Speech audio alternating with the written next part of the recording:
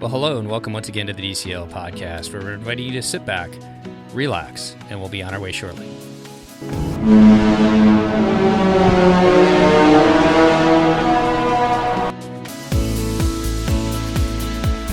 Well, welcome back to the DCL podcast, your podcast to help you travel a little smarter. And I'd like to welcome back to the show all the way down in Florida. How you doing today, Christy?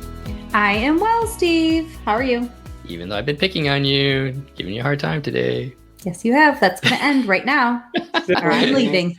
I'm taking my ball and going home. I know.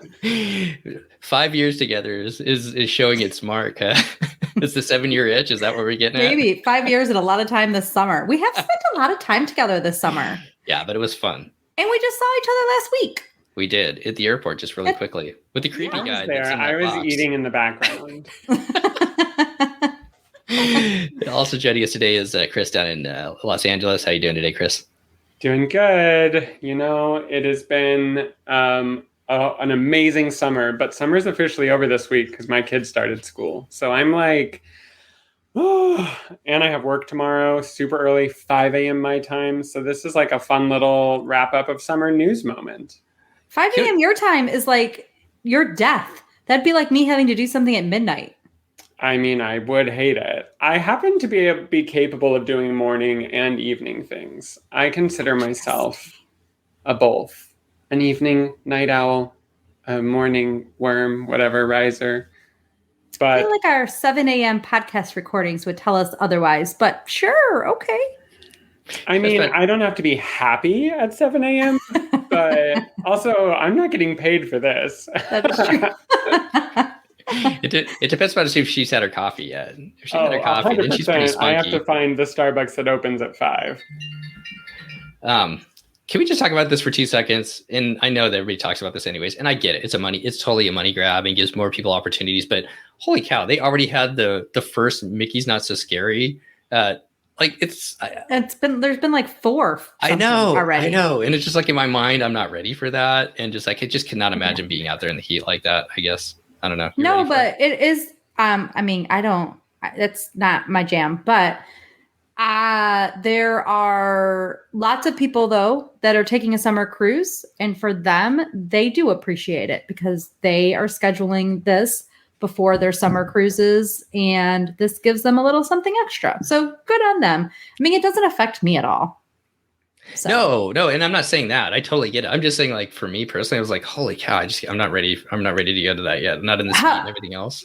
And let me give you guys some advice. If you are going to go, WDW Prep School has done great informational research for you about the party if you want to learn about the things and the schedules and the times and the tips and the tricks.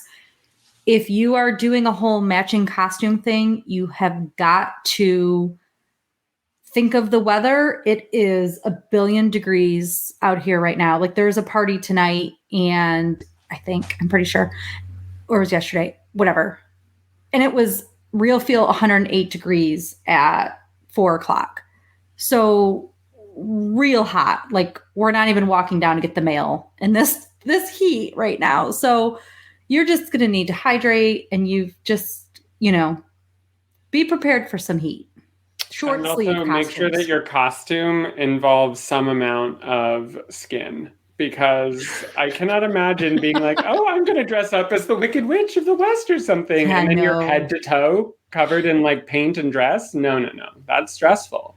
A little dizzy bounding there. Lake says, just like Food and Wine Fest, in my head, it doesn't start until fall. I cannot get it behind the Food and Wine Festival starting in July. Like Chris and I went because out of opportunity, she was here. Opening day. Yeah, we got this ticket from the Wish. So she came and it was good, right? But it was hot and it's food and wine. I want to think of like pumpkins and all of those things that need to have more fall. Unless everyone's drinking white wine or rosé too, are you really about to drink like a warm feels like 108 degree weather glass of like a dark cab or something? Or a port, right? Yeah, just stress. And I would also say there is just something about eating like delicious gourmet food booth food while your sweat is dripping into it and your makeup is melting off of your face. Like truly tragic is the way I would describe food and wine in July. Yeah, very hot. It's so hot. So Dennis is with us also. He's probably cooking dinner and probably doing something really good on the grill. So hello, Dennis. Well, welcome to our Cabana show. This is our August version where we just talk about a whole bunch of different things.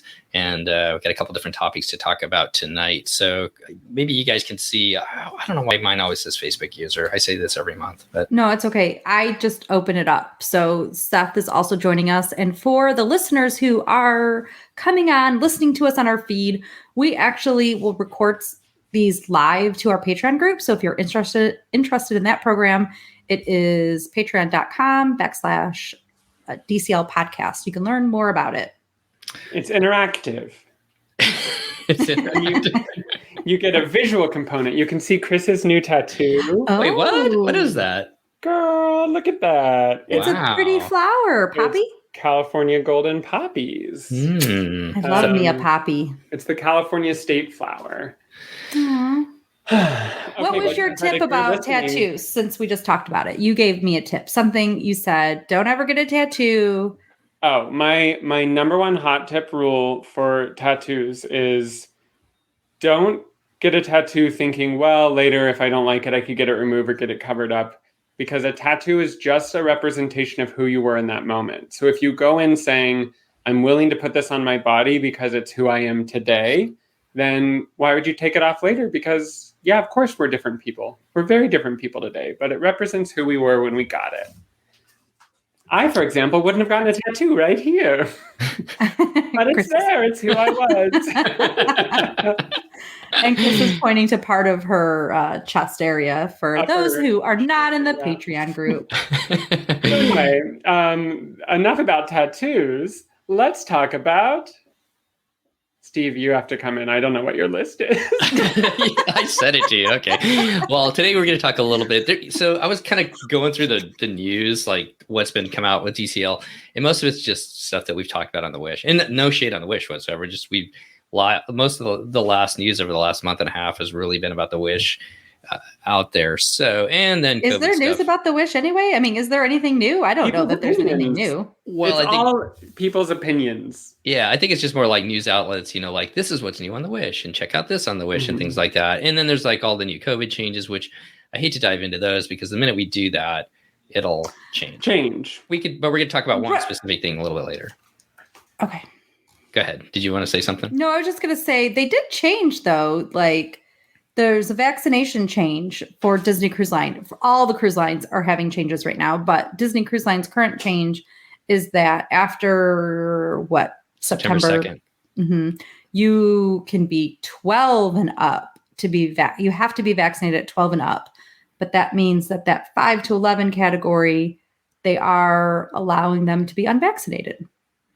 But there's a change to that too, because they're kind of going back to what they used to, where you need to test twice if you're unvaccinated at that age, right? Yeah, but the unvaccinated children have always had to test twice. So that change isn't different. But if you are 5 to 12 or 11 and unvaccinated, you have to test before the cruise and then the day of the boarding. And that is a PCR test before the cruise, not the, do it at home test or anything like that, rapid. So find out all the information on Know Before You Go. And that's the key is always go to Know Before You Go because they change it on you all the time. And no speculation here as to if Disney will follow some of the other cruise lines leads. We'll kind of see where they go. So, all right, we are going to talk a little bit about how to save money on a Disney cruise. And because we have a travel agent in our mix, Christy, I'm going to let you go with the first topic. We kind of put together a list of some different ways that you can save some money on your upcoming Disney cruise. Everybody's booking for, what is it? Fall of 2023 was the latest one that was out. And then, moving on beyond that. So we thought we'd touch on a couple different avenues that we've learned and that we know that can kind of help you guys save money on your upcoming cruises. So why don't you take the first one? Yeah. So Steve mentioned I am a travel agent and I do want to just point out that this is my 11th year. Like I've been a travel agent for 11 years. So I've just hit my anniversary. That's kind of exciting for me. And that was one of those, we were going to talk about how we met. So I'm going to bring this up as the travel agent chat. I became a travel agent because I haven't talked about this in a long time. During one of those, what do I want to be if I win the lotto? Or what would I do with my time? And I thought that if I won the lotto, I would be a travel agent and book people's vacations. Then I really was just obsessed with being a travel agent and thought, well, I'm just going to do it anyway. And so I decided that I was going to be a travel agent. And then I did both. I'm turning a travel agent and I've been doing it ever since. And I love it. So Steve's number one tip on how to save money on a Disney cruise is hire a travel agent to help you plan your trip at no extra cost to you. And they can save you money because, and here's the thing about travel agents is that 99 times out of 100, Disney pays that travel agent. So you'll work out the agreement with your travel agent, but Disney pays us a commission to book people's vacations. So if you've ever wondered how we get paid, they pay us, but you don't pay anything extra. If you are booking directly with Disney, you are basically losing out on that no cost to you benefit of using an agent to get advice, to get information. Like I just had somebody email me about her recent Wish cruise. And she said, oh my God, thank you for picking the cabin you did for us. This was the perfect location. It was the perfect cabin for us. We absolutely loved it. So you get the benefit, especially if it's a travel agent that understands Disney cruises or that understands whatever it is you're booking, that they have special knowledge that the phone reservation agent might not have.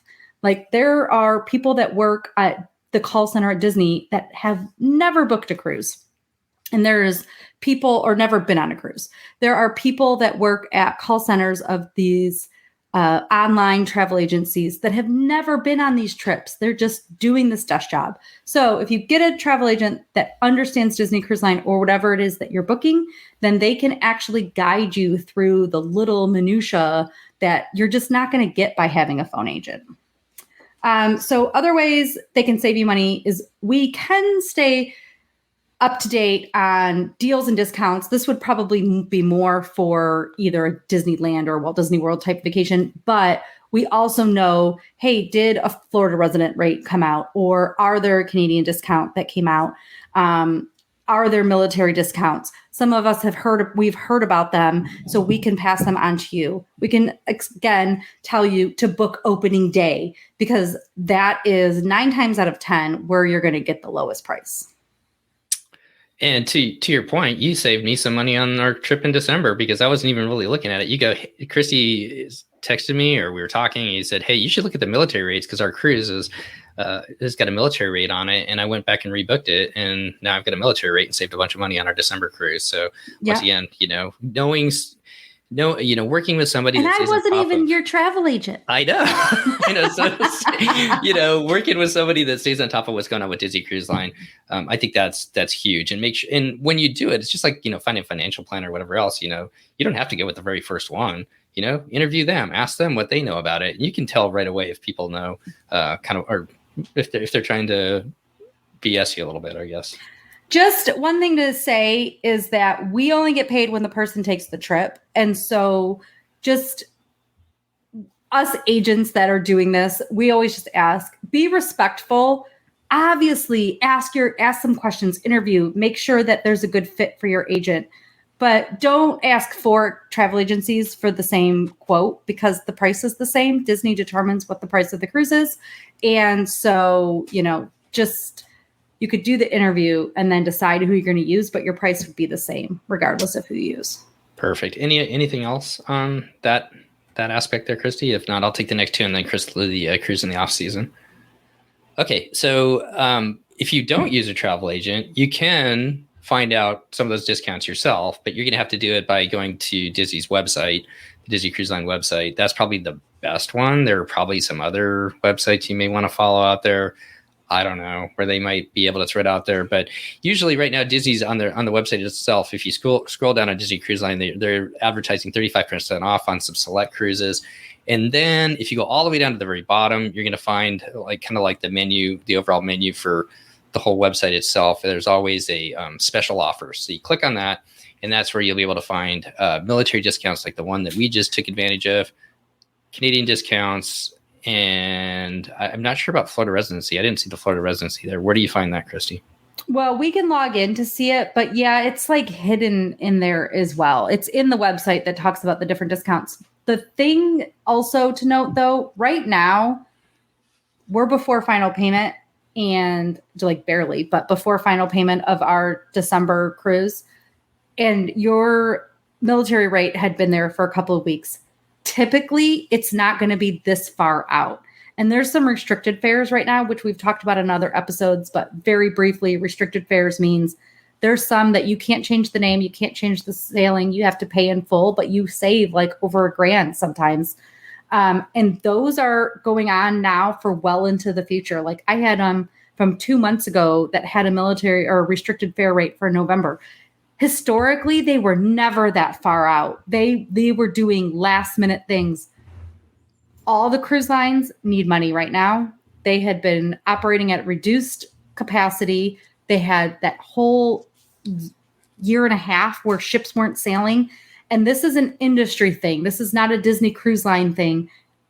The industry as a whole is reeling a bit because of needing money. And so they are going to do everything they can to put more butts in beds. And so they're trying to do a little bit more discounts, but then you might find that they're going to charge a little bit more for something than they used to, like some beverage prices and stuff like that have gone up because they need to try to make some of this money back. But if we're trying to save money, look at some of those restricted rates if you know you're going to go anyway. But that's a good point. Right now is actually the most I think I've ever seen. Definitely because I do check the military rates. It's the most I've ever seen. So to your point, there's a lot of good opportunities to save money right now if you want to take advantage of it. But historically, like you said, normally, it kind of comes and goes. And generally, when you do see them, you're not going to see them until a couple months out. So if you want to plan a year and a half ahead, which is what our family does, you're not going to be able to use those usually. And also, I had another point there now. I totally lost it. Yeah. Anyway, so usually you're not going to see them until like the last minute. And I know what it was. And usually it's going to be those cruises that Chris is going to talk about here in just a second, the off-season ones, the popular ones over spring break, over the summer, generally, they're harder to find. So one other resource that a lot of people have is Costco. If you're a member, you may be eligible to save some money with them. You can go through their travel program, but just realize that you're going to have to call a 1-800 number and be on hold with the reservation agent is on hold. You won't have the same agent every time. You can't email your agent. And you don't know if your agent has ever been on a Disney cruise. So all kind of good points there. Just realize if you go through a third party like that, and it's kind of like why we don't book with Travelocity generally, is that if you have a problem with your sailing, you're going to have to go probably back through that third party. And sometimes that can be difficult to do. I know some people that have used Costco in the past and it's been wonderful. But I've also heard somebody that had to get hold of Costco and they had a hard time trying to change something back. So just realize what you're getting, I guess. I will say I've had several clients come out, and I understand. I understand people that want a gift card when they get back from their trip to buy their things that they want to buy at Costco. Totally get that. But I've had like 3 or 4 clients that have come to me that had previously booked with Costco and just said it was too much. That especially during pandemic stuff, all these long Disney Cruise Line holds, they're just coming through and saying, nope, we're done. So something to consider. Okay, Chris, take us into our next topic. Okay, so there is such a thing as cruising in the off season. The off season is typically just when kids are not available because they're in school. So we're talking September, October, and then most of November, but then Thanksgiving cruises will cost you a bajillion dollars. And then it'll be cheap again at the beginning of December. And then it'll just start costing a ton the last 2 weeks of December, like probably the most of the whole year around Christmas. And then January gets a little cheap again, February, and then March and April is when spring break starts again. So if you're really looking at it, it's like, look at the school calendars. Now, what's interesting is that school calendars vary across the country. So like, for example, my kiddo gets out at the end of May, which means we can get some slightly cheaper deals right there at the very beginning because most schools in the country don't get out that early. So there are things like that, I guess, that you might be able to play around with and still get your kids on these trips.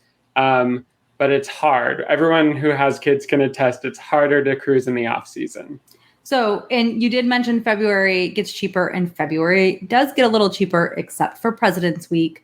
And I get so many calls every year. Oh, I'm hoping we can save some money because and the kids are off. I'm like, yep, because the kids are off, they're onto that plan. The one time that I think there is still a savings and there's at least a day off, or sometimes there's a long weekend, is Martin Luther King week. Obviously, though, the Caribbean or the Bahamas is not necessarily warm for that January weekend, but it is an option if with an off day that the price is typically not higher. Right. Also, to be fair, I've been to Castaway in the winter months, and it's still lovely. So I get that some people have zero tolerance for colder water, and it is not as comfortable as the summer, but people even swim in January. So it's not like, you won't find fun in the sun. The off season does include hurricane months, though honestly, trying to predict hurricane season is a losing game. You're just never going to know if a hurricane is happening, and then it might, and you shouldn't plan your vacations solely based on that, because it's just that's such an unknown factor. And also, Disney historically works really well with their customers or guests if a hurricane disrupts their sailing in some way. So something to think about. You could also maybe find some cheaper times there. Disney classifies the biggest off-season as during the fall. Disney also recommends that cruisers book their cruises a year in advance. So, of course, opening day prices, you'll hear us talk about that all the time. It's basically, depending on your Castaway Club level, you will get to book sooner. And so it's those Platinums and those Golden Oaks that are getting day one prices. But even Gold and Silver, if they book on their opening days, will get cheaper prices than the general public. So it's another thing generally to think about. Disney doesn't often discount popular times for cruising. So if you know you're going to cruise at a popular time, you might as well book on opening day. Yeah. And even if you're booking as a first-time cruiser on opening day at the beginning of a season, it's still going to be cheaper 9 times out of 10 than waiting a month or two later or 3 months later to book it. So the prices just go up until the very end, when sometimes they creep back down. Sometimes. It's hard to rely on, though. Yeah. So I thought I'd throw this out too. Off season, if you're going to Europe, if you can do those early cruises like May, Chris, if your kiddo gets out and you can get over there in May, you'll find some cheaper prices than later on in the middle of the summer or at the very end of the year. Mm-hmm. And that kind of works the same for Alaska too. If you can be on the first sailings or those last sailings, those are the times you'll find a little bit cheaper prices. But obviously those are two cruises that tend to be very expensive, Europe and Alaska. Yeah, end of May, early June, and end of August, early September are your cheaper-ish summer options. So, Christy, you want to talk about the $250 onboard booking credit? Or you want to talk about keeping it simple on board? I'm going to let you talk about the $250 booking credit. All right, because you know what's included. I like that part. All right, so if you think you're going to go on a cruise again, we hear this so many times. I know it's a little bit more money to outlay, and you've already put out a lot of money on the cruise, but if you can do it, you think you're going to cruise again, we highly recommend doing that $250 onboard booking credit. If you do that, you'll be able to save 10% on a future cruise, although there are some categories and there are some cruises where you're not allowed to use it. So cruises that go right over Christmas, I believe the one over New Year's, you can't use it as well. And then there's a shtick with concierge. Am I right, Christy? You're wrong on concierge. Yeah, concierge, you get nothing to use it for concierge. So. Okay, so you can't use the 10% on concierge. But anything below concierge, go ahead. And you can't use it on the transatlantic typically or the Panama Canal cruise. So there are some blackout cruises, just to be aware of that. But the reason why we recommend it is if you think you're going to do it, it's a good way to save 10% if you can tie that into the first day booking window, when that opens up, that's when you're probably going to get the cheapest that you can, other than if they never discount the cruise. And if you never use it, it's fully refundable. So you have a 2-year window to be able to use it from the time you buy it, or to book that cruise by the time you buy it. And if you don't use it or decide not to use it, you can get the $250 back. And I think that's if they didn't give you that $250 back, I'm not sure I would totally recommend it. Sure. But because they'll give you the $250 back, it's like, if you could do it, it's probably well worth doing. Okay. That's all I got on that. Okay. So the last tip we have is keep it simple. Be a Christie when you get on board. Drink the included coffee. Bring your own wine and or beer of the allowed limits. Drink that. You can get wine glasses from any bar. You can actually order on room service, which I only started doing this summer, but I actually have them. So you call up room service, you give them the $2 because, they're bringing you something. You should give them a few bucks, but they will bring them shrink wrapped, like 3 or 4, however many glasses you want. And then you have them for your evenings. You take your wine in it. You walk to dinner with your wine. You've just saved yourself $15. So bring your wine, get the cheapest cabin when you get on board, or the cheapest cabin in the category that you're willing to stay in. So even if that's a balcony, you can get the Navigator veranda or one of the other obstructed verandas, or you can get an inside cabin as well and spend most of your time just on an outer deck. But you can make it so, and you can prepay your gratuities, and you can make it so most of your onboard bill is not an issue. And so that would be one of my advices. Be a Christie. If you want to bring your water on, I do that too if I want to have cold water in my refrigerator. But think of these things in advance that you can do to save the money. Don't go to the sweet shop to get that dessert. I've never one time bought it, although I was going to on my Wish cruise with Chris, and then they told me I couldn't have one thing in there. So I guess that makes it easier. But, you can not spend money on board if you work a little bit at it and you plan in advance. If you're going to the Bahamas and you want to do something in Nassau, sure, fine, do it. Or if you want to walk around, you can walk around and not pay any money for that in any of the ports. But if your other stop is Castaway, you don't need to spend any money there either. So I had never rented a float on any of my Castaway trips and still have a lovely time at Castaway. Now, there are times that I've had a cabana, and with that cabana come a float. So I'm real extreme here, people. I'm either getting a cabana or too cheap to pay $13 for a float. But there are some options if you want to save money. I'm happy to share any more tips that I might have. I can teach you how to be frugal. And I think we did an episode with Amber and kind of covered a whole bunch of different tips. I'll let you Google it because you're good at Googling it, and then we'll throw it out there. And if it's not up, because Apple Podcasts only allow so many episodes to come up, I'll rebroadcast it, because I'm going to put the Walt Disney Family Museum one that we did, since our last episode just had Doug on it, and he and his wife went to the Walt Disney Family Museum. That is a really cool museum, and I want to throw that one back out there if we have some new listeners that never got to listen to that episode. So, Chris, any other thoughts about saving money or tips or things that you use as far as booking or sailing with Disney Cruise Line? I would just say set your budget and then spend within it. I think that cruising, there's a whole strategy within the cruise industry to get you to spend more money on board.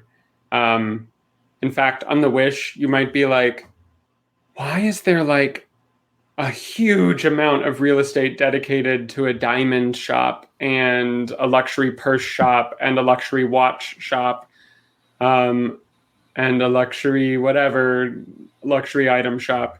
And I mean, it is a big area that is dedicated to those things. And when you go past it, it seems like no one's ever in there. So you're kind of like, are they making money off of this? Listen, they are, because you're on a cruise and you're having a great time and you didn't have to pay for dinner right now. You paid for it 12 months ago when you booked. And then you wander down the hallway past the jewelry shop and they're like, diamonds, get this diamond for $10,000 off. It's only $7,000. And you're like, I'll never get to buy a tax-free diamond for $7,000. And next thing you know, you spend a lot of money on a thing you weren't expecting. But if you just go in being like, oh, my souvenir budget is X amount of money, and I'll look in, Mickey's main sale for that, or oh, my alcohol budget is this amount of money.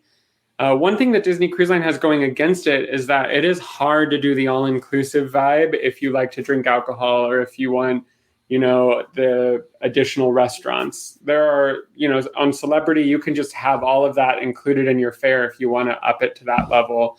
Norwegian does that. A lot of different cruise lines do, but it's harder to get those prepaid everything sort of inclusive in your package on Disney. So set a budget and stick to it. That's my tip.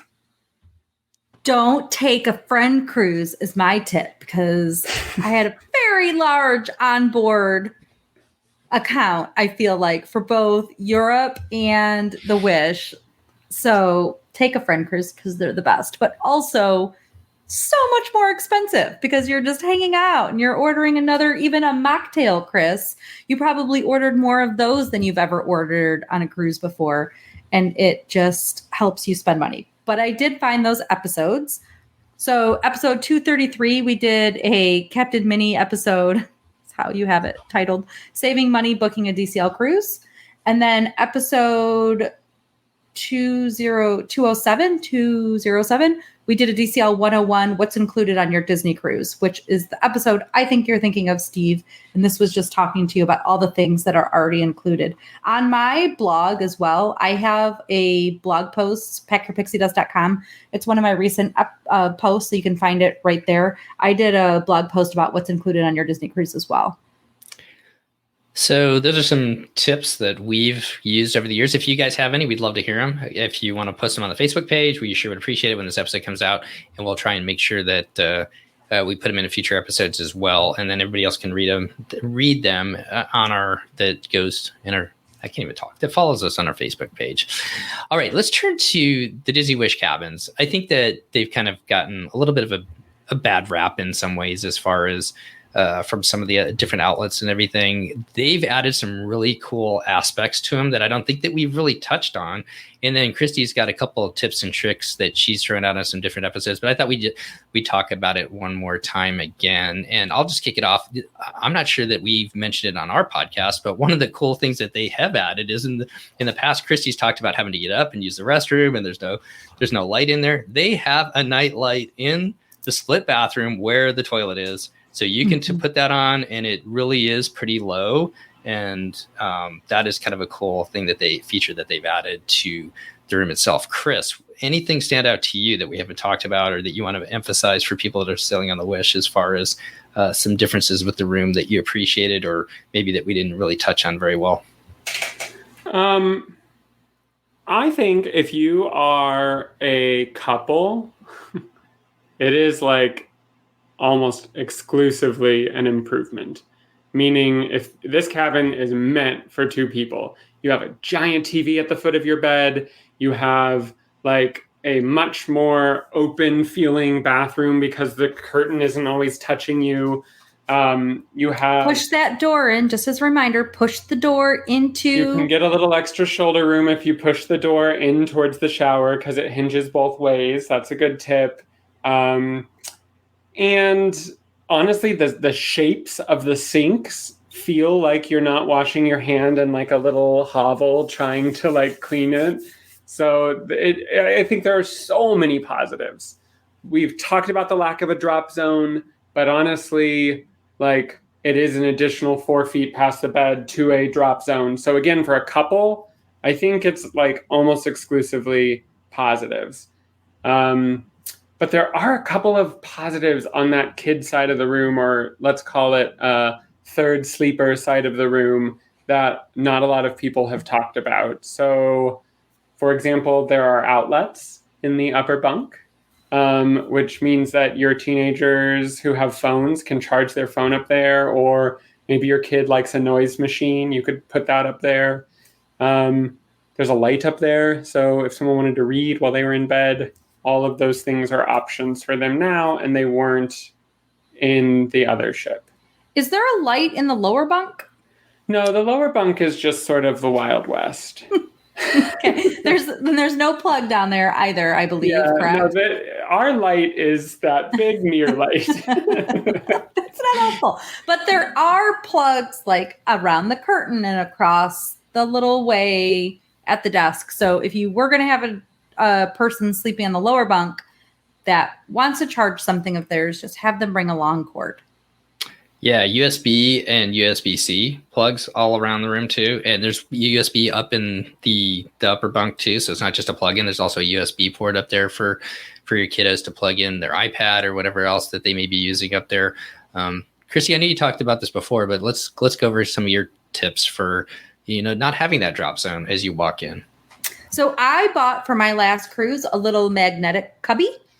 And it is just, I think it's labeled as a marker holder for like teachers for their dry erase markers to put them on their boards.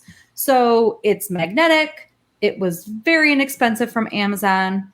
And I could put it right by my door because we are not lanyard people. So I wanted a spot to put my card that I didn't have to like traipse through the room when I get up in the morning and go and get my included coffee. I wanted an easy access to have it. Plus, I never remembered to like grab it when it was in a drop zone. I could handle that, but it's too far in for me at the moment. So I got a little cubby.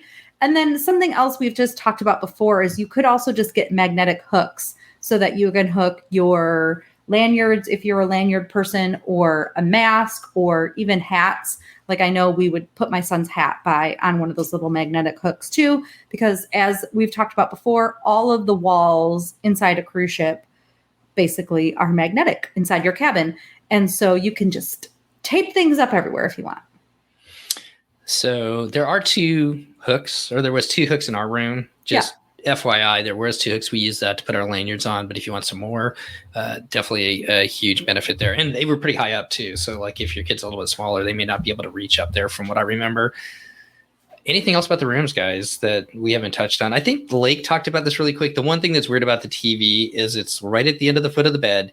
It does not come out, so you can't turn it for if your kids are sitting on or if you're sitting on the couch or whatnot. True. You can't turn it. So really the only way you see it the best, I guess, is laying in the bed, which I think was kind of an odd, but I guess it took away from space. You've got more space on the counter. I bet that they originally thought that it would swivel. Mm-hmm. I don't know. I could be wrong. And then they said, oop, there's not enough room to add this. There won't be enough room for people to clear that bed. So non-swiveling is what happened. Yeah. Or maybe somebody hit their head on it. So anything else about the rooms, guys? Touched on? Oh, honestly, the fun factor of not knowing what character you're going to get or what mosaic or what art.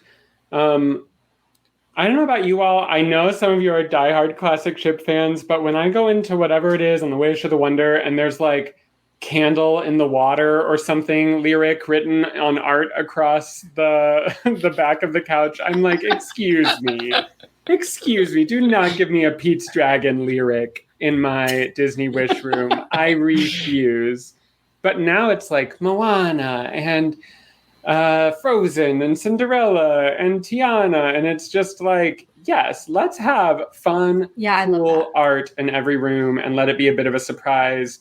And I don't know if we told you about this, but even the carpets in the hallway have motifs from the movies that are featured in the rooms. So like on our hallway, it was Frozen and Cinderella, and the carpet in the hallways motif was snowflakes and pumpkins, which honestly, if someone were to be like, look at this cool snowflake pumpkin carpet, you might be like, excuse me. But honestly, it's cool. It's a nod to what's on the floor, and I love that. So they've done a lot of artistic thinking in the rooms, and I love it. I'm here for it. Yeah, and there are charts that you can Google to see where your artwork would be on your Disney Wish cabin, but I say don't Google it. Wait until you show up and open that door and get the lovely surprise element of this is the artwork featured in my cabin. And for some of the older crowd, Chris, we love those Pete's Dragons references, and maybe like an Oodalali or something like that from Robin Hood. So I'll be a candle in the water. All right, we got a couple questions to cover too. The first one I'll throw out there from Zach. He said, "I've heard that they just he wanted to know a little bit of feedback on the adult game shows on the Wish. I've heard that they just throw it all in Luna, and kids now end up walking in during even Match Your Mate." I'll be honest, I didn't even go to any of the adult shows because Luna is very small. It's 2 stories. They can put a lot of people in there, and I don't know. I guess I wanted to do other things this time, so going to see Match Your Mate. Yeah, it was a different element. Yeah, so I can honestly say that I walked by and saw that it was very busy, very full. You're right. That is where all the game shows are. It is not closed off at all. And at least on the second floor, you can walk by. You can see in what's going on. So if kids are walking by, they definitely can see in and see whatever's going on and listen to it. But that is where it happens. And probably that is true as far as kids being able to come into and out of it. Any thoughts, guys? I mean, frankly, for Match Your Mate, they don't say words that are inappropriate. So yes, there's clearly adult content, but they're not making it clear what that adult content really is for everybody. And if your kid is walking around alone, then they'll probably figure it out, but they probably already have heard it already, right? Is this the theory? Yeah, and I guess I would just say that that's just part of the Wish. I mean, that all of those, everything's just kind of around that area. Yeah. There's not like a cordoned off adult district or anything like that anymore, so kids can kind of wander by. And kids were wandering by anyway, because there was an elevator bank where the room was, and yes, there was a hallway, but you could still hear out. You could always hear out that Match Your Mate. It wasn't like a door was closed when Match Your Mate was going on in most of these rooms. So if your kid was wandering, your kid was wandering anyway. Okay, then the second question has to do testing for back-to-back sailings. Chrissy, I think, and Chris, you guys will have to take this one. Can we test ourselves with a proctored test during our first cruise 2 days before the second cruise? Now that they're making people pack up their stuff between back-to-back sailings, we'd rather test ourselves so we can hopefully avoid packing up after the first cruise. Okay, so let's have a moment to talk about why people are having to pack up. On the first Wish cruise, the first Wish that you could book cruises, about 20% of the back-to-back sailors tested positive for COVID. And so then in those days, the cabin stewards or whoever were having... My watch, sorry. What was that? I don't know. I'm sorry. It was Mickey saying it's 5:39. It's time to get on to Chris's topic. Wow, that's fantastic. Okay, so there were 20% of the back-to-back cruisers had COVID. And then the next cruise, there were still too many positive COVID results. So, and there's a ton of back-to-back cruisers right now because people want 7 nights on the Wish, right? So they're just making it their 7-night trip and turning them into backpacks. So Disney's solution to that was that you have to pack up your cabin, because in the olden days, if you had a back-to-back sailing and you were in the same cabin for both cruises, you leave your stuff in there and you're just back into your next cabin. Well, now you have to test. They're having you test at the port. But the question was, can you test in advance? Yes, you can, but you are still required to pack up your items. So regardless of the requirement is, whether you've already issued or sent your test to Disney, the rule is that you have to pack up your items, whether you do or not. I guess that's on people, but the requirement still is that you have to pack up your items. So and they have to clean your room cabin that day anyway, So do you pack up your stuff and take it with you, or you just pack it up and leave it in there? You're packing it up and leaving it in the cabin. Gotcha. And, somebody was also asking about COVID on the Wish. And so we have, that this 20% of cases for back-to-backs were coming back positive. In our cruise groups, both cruises from the summer, we would come back and multiple people, including the day the cruises ended, which means they had COVID on our ships, right, have come back to say that they have tested positive for COVID. I will say that we seem to have escaped my family has seemed to have escaped catching COVID on these cruises. That I've been on 3, I guess, this summer, and our family would wear a face mask anytime we left our cabin, the KN95. And that was just what we chose to do right now. And if we were not outside. And so, or if we were outside in a large crowd, we still often would put our face masks back on. Whether it works or not, I don't know. But so far, that has seemed to be effective for us. And people just have to decide what is going to work for them. Some of those tables are very close together on the Wish. And they are, by the way, seating families that are not in your party that you haven't requested to sit with. They're seating them together because there's a lot of families. The cruise is at a much higher capacity and they have to fill those tables. And so you can request, but it is a request only, that only your family or your party gets sat at your table. You call Disney Cruise Line to do that or have your travel agent do that for you. If you have a travel agent, you have to call your travel agent to do it, and they will make that request. But it is a request only, and there's only so many tables. So these are just all things to consider right now. And I assume this crazy variant will fly away soon, hopefully, and it becomes less of a just so many people are getting COVID. Any thoughts, Chris? Our vacation was super stressful because of COVID, because of not wanting to get it, and because we had so many things that were planned that, like, at any stage we had to accept we were not going to be able to do those things. So I still stand by what I said like months ago, maybe even like last October, about like, this does change the way you feel leading up to a vacation. It causes like anxiety leading up to a vacation instead of excitement, because you're trying to make sure that you're healthy. I was under the like sort of feeling of like, if we come back and have COVID, that's what we get for doing a big traveling thing. And we can only be as careful as we can be. And we were careful as we could be.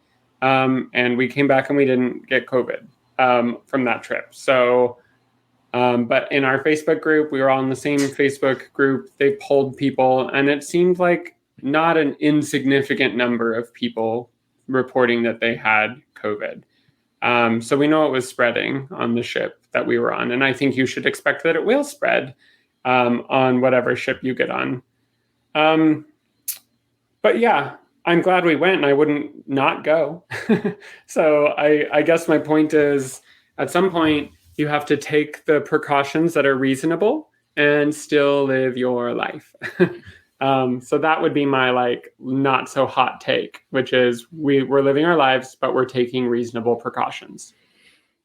So those are all things that you and your families can decide and do. But those are some of the experiences that we've had, and the way that we've attacked them. And our family was not as good as yours, Christy and Chris, as far as wearing our mask all the time. I think we're more like 75% of the time when we're outside of the cabins.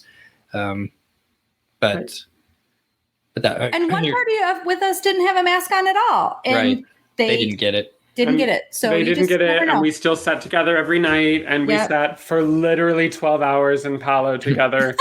So including the entire time we were in Palo, none of us wearing masks. So I guess my point is, COVID is spreading, and you may or may not get it. And that's a part of cruising. What I would do, folks, and this is unsolicited advice, is leading up to a cruise, it is probably not a bad idea to be as cautious as you can be, so that you don't have to deal with testing positive right before your cruise. Like, for those of you who aren't taking any precautions, maybe it's a helpful thing to take some in the couple weeks leading up, just so that you are insured or have a better chance of not testing positive and your cruise getting canceled at the last second. So I don't want to miss out on this topic. I want to touch on this. Our final topic tonight will be the Magic Key program down at Disneyland. And I know that this is not necessarily Disney Cruise Line, but I think it's interesting to see how the Disney company is changing and evolving in other aspects of it, because maybe we'll see some things of like it come to the cruise or affect Disney Cruise Line in some ways as well. But they just announced, I don't want to get too much into the minutia of everything that's going on, but they stopped selling annual passes down at Disneyland. There is a class action lawsuit that is surrounding it. So there were some thoughts that maybe that needed to kind of finish up or get to a certain spot in the lawsuit before they would start selling them again. But for whatever reason, they've announced that they're going to start selling them again. And Chris, I wanted to give you the opportunity to kind of talk about what's changed, what's new, and who's eligible. Yeah, I mean, we've said it once and we'll say it again, that Disney World and Disneyland are the same in that they have Disney DNA in them, but they couldn't be more different in the way they operate. Like, they have very different operational needs and specifics, right? Disney World is 80% people traveling from out of town and staying on property at Disney and doing the whole resort and the whole big vacation. Disneyland is 80% local Angelinos and Southern Californians who are annual pass holders and are going to the parks. And recently, on an earnings call, they referred to us as an unfavorable attendance mix, which is like the most corporate speak for we're not making as much money off of annual passes as we do from single day tickets. And we want single day tickets. And so a lot of people were like, well, what's going to happen to this program, the Magic Key program at Disneyland? And we finally got our answer. Literally, our Magic Key expires in August like 29th, I think, is our Magic Key expiration. So we didn't know when we would get to go again. Like, there was no information about renewals. And they finally came out. And what they did is they got rid of the Magic Key level that is included in the lawsuit. So the lawsuit says Disney falsely advertised a key that has no blockout dates. And in fact, when we tried to go and book, there were blockout dates constantly because the parks were full and the reservation system was full. But what's worse is that they did have reservations those days. They were just holding them back for ticketed attendees. So you bought this thing that said you would be allowed to go in as long as there was space for you. And then even though there was space for you, they wouldn't let you go in because you weren't going in to spend as much money. And so how do they solve this? Well, they get rid of a you can go any day ticket. And now the highest level is called the Inspire Key. Used to be the Dream Key. The Inspire Key is... The next ship name? Is the Disney Inspire. Mm-hmm. Sorry, I had to throw that in there after you said Dream. I mean, these key names 100% are going to show up on a Disney ship. There's Inspire, Believe, Enchant, and Imagine. Come on. One of those words is going to be a Disney ship. But the Inspire Key is... Every day of the year is eligible except for the 2 weeks around Christmas. And there's a ton of language in it about, and reservations have to be available for you. But here's the thing, y'all. The Inspire Key costs $1,600. So back when they had that pass that let you go to Disney World and Disneyland, it was $1,600. And Seth and I had it. So I'm just saying that they are giving you less for a lot more. They did add a couple perks in case you're interested. Now you get free photo pass. You didn't used to get that. So photo pass is included in the Inspire Key. And then you get 20% off of Genie Plus if you were to choose to add Genie Plus to your ticket. The next one down is called the Believe Key. That gives you... Oh, and parking is included in the highest level. The Believe Key gives you 50% off parking. It also gives you free photo pass and 20% off of Genie Plus. That one's $1,100. Then for $1,100, you don't get to park for free. I mean, that is just fascinating. I mean, the thing is, Christy, we don't even get to park for free at Target in Los Angeles. So it is sort of like people are used to it, but I agree. The key below that's the Enchant Key is $700, and it includes 25% off theme park parking. And And then the lowest level key is $450, and it includes 25% off, but it is blocked out all summer, and it is blocked out all weekends. So if you can go Monday through Friday and never during a holiday, you can spend $450 on a pass. And then they allow you to hold different levels of reservations at a time. But like Steve said, you could look it up online and find out.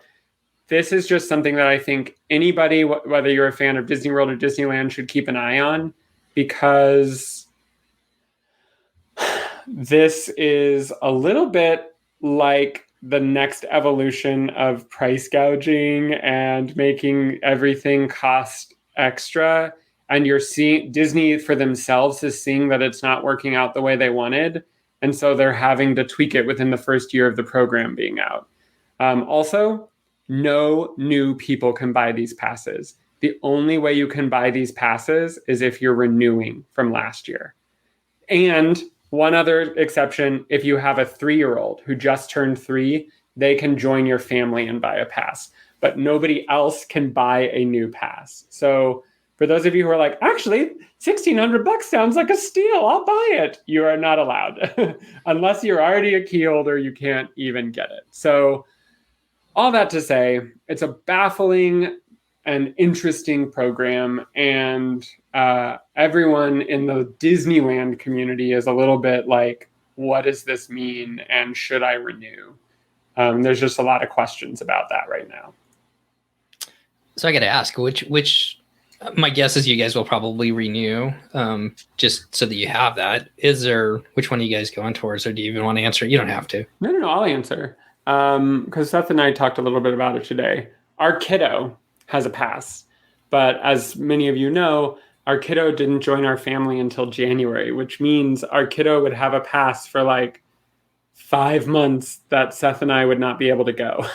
So we would have to renew if we want our kiddo to be able to use the pass that we bought for them. You don't know when you'll ever be able to buy again. So you have to buy. No, now we're just like, well, are we scarcity. trapped? Yeah, are we trapped in this? So, the way that we are looking at it is we definitely don't all need the same level of pass, right? The big draw on the highest level pass is not that you can go every day of the year. It is that parking is included and you get 20% off merch and 15% off food. So when you add 20% off merch, 15% off food, and $30 a pop parking or $35 a pop parking that now is included, then that extra cost for one person in your party makes sense. So we will get one of those, and then everyone else will get the lower tier, because it just doesn't make sense. Also, though, because our kiddos in school, we can't get the lowest tier because then we could only take them when they're in school. So we have to get that middle tiers so that we can take them on the weekend. So that's what we're going to do. But they totally could price us out of this eventually. Like, this is not ideal or sustainable. I think we're just sort of like, we could probably make it work for now. And we're also annual pass holders at Universal, which is 10 minutes from our house. And for that, we pay a third of what Disney is for unlimited, no reservation, no blockout. You can go any day you want to. And they do sell out though, right? They do reach capacity. Oh, no, not in LA. They're not. Oh. I mean, yes, in theory, but they don't have a reservation system at Universal. Right. So it would be like fire department levels of selling out. That would cause them to close the gate, which has happened. But the point is, we get all that, and we get tickets to Halloween Horror Nights included in our pass. We get unlimited express pass, which means we get to go on every ride once a day after 3 without having to wait in line. So Universal is obviously a lot more affordable and like beating Disney at the like what's included game. So that's the drama from Southern California. And that's the way the news was. Yeah. Thanks for updating on that. Thanks for updating us with that, Chris. kind of frustrating for those who want to join it. We got a couple comments too. Kate says, I'm having the same FOMO internal debate about my Walt Disney World annual pass, which expires in November, to renew or not to renew. And that is the question. No word out down there, huh, Christy, as far as renewals or anything like that. Well, not renewals, but I mean, people they're being not able selling to, them. Yeah, so right. it's the same concept, and there's like a ton of people out there angry that they're not for sale, and for sure, some people were going to buy them at some point in the future. But like, if you had always had them, you can keep buying them. Same concept. So don't cancel it because you never know when it's going to be available. But also imagine if DVC were as big of a deal at Disneyland as it is in Florida. Like we are building an entirely new tower of DVC only at the Disneyland Hotel. Like the construction on this thing is moving.